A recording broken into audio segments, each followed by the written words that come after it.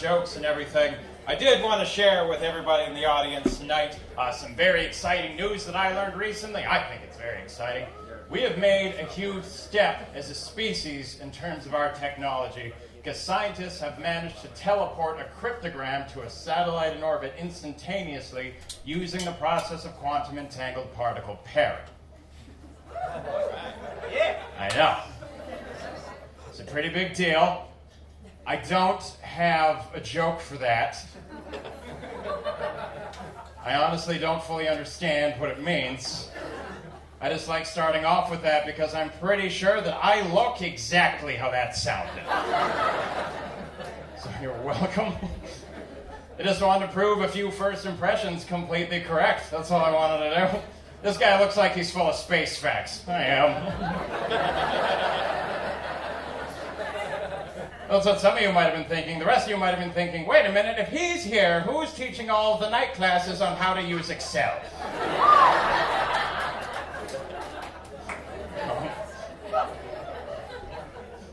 I do love space facts, though. I'm chock full of them. I'm so full of space facts, you can find me out back after the show trying to pick up babes with details about the Challenger explosion.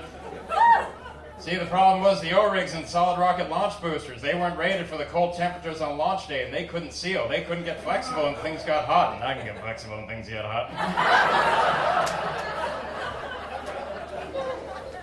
The engineers knew it might happen. They did the calculations and tried to warn the heads of NASA. They wanted to delay the launch, but NASA didn't want any more delays. They already had too many because of the inclement weather, and they just wanted to get that thing up there, and I can get that thing up there. Without any delays. Rain or shine. These pickup lines work every time. And of course they work every time. Because, gentlemen, if you didn't know this, this is something you can take home with you. There's nothing like obscure space facts to get a lady all juiced in the puss.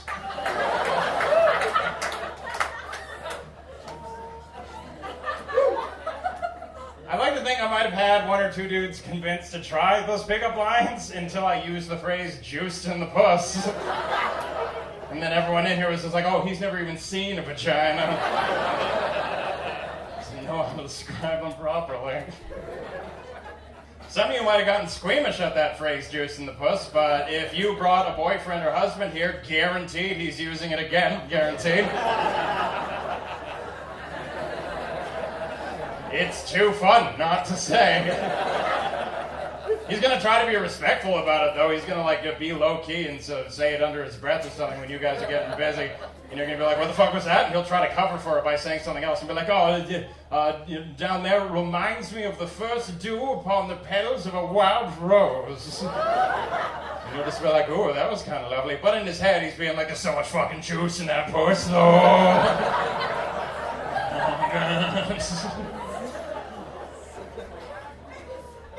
So despite all of that, I am actually married. I am a married man. Despite all of it, that's right, this hunk of salted beef is off the market. No longer out there squeezing space facts for that sweet, sweet juice. No longer my thing. But a little bit of context around that. I'm not from here. I actually grew up in Whitehorse, Yukon. I was just a small town kid. But when I moved down, shortly after I moved down to the big city, I managed to achieve one of the greatest things that a man from the Yukon can achieve, because I got married to a black woman. Yes. I know, thank you. I deserve all of that.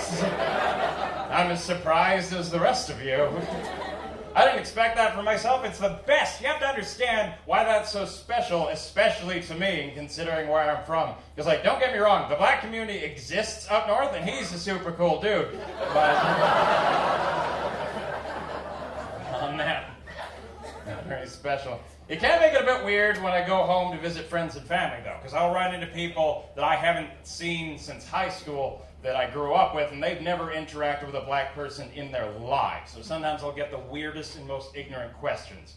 Like, I was up there last summer, and I ran into a guy in the streets that I hadn't seen since graduation, and he called me over, and as soon as I was within, shouting distance, he yells out, "Ah, I saw on Facebook you got married to that black lady."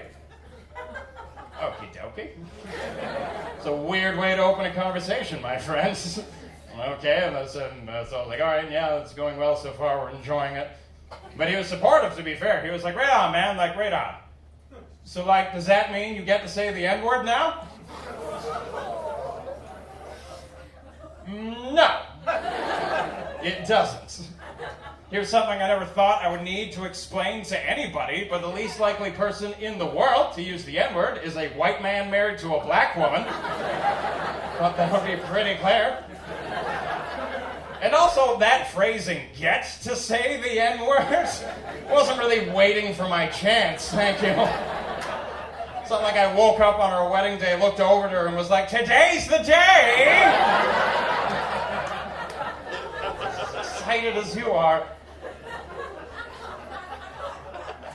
There is something I learned from my wife recently, though, that I'm super not okay with. She went out shopping, and I learned from that you can get sweatpants from Victoria's Secret, and I don't think that should be allowed.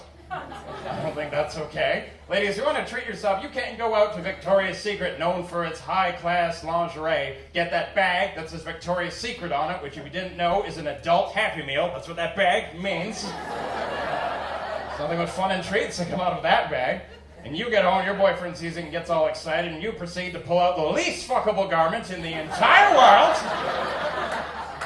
I'm super stoked about it. Like, if you're not on board with that, imagine that scenario swapped around just for a moment. Imagine that your boyfriend or husband or whatever's out shopping, you don't know what he's up to, but he's spending a whole bunch of money. And then he gets home, and he's got that little bag, and it's just the right size, shape, and color because it's from Tiffany's, and he knows that's your favorite. And you get all stoked, and you're just like, you've been shopping, what have you been up to? And he's just like, they sell video games now! How perfect is that?